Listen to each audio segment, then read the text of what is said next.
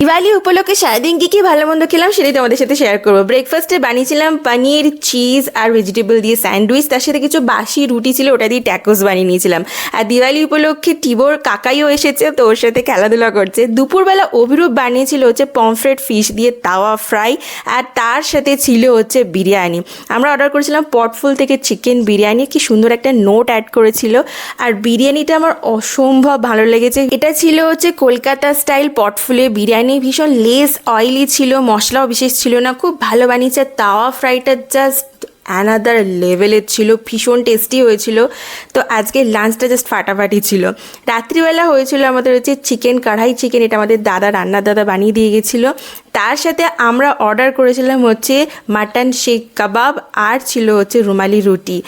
তো কেমন লাগলো ভিডিওটা কমেন্ট করে জানাতে ভুলো না। তোমরা সবাই দিওয়ালি উপলক্ষে কী কী খাবার খেয়েছো আমাকে কমেন্ট করে অবশ্যই জানিও।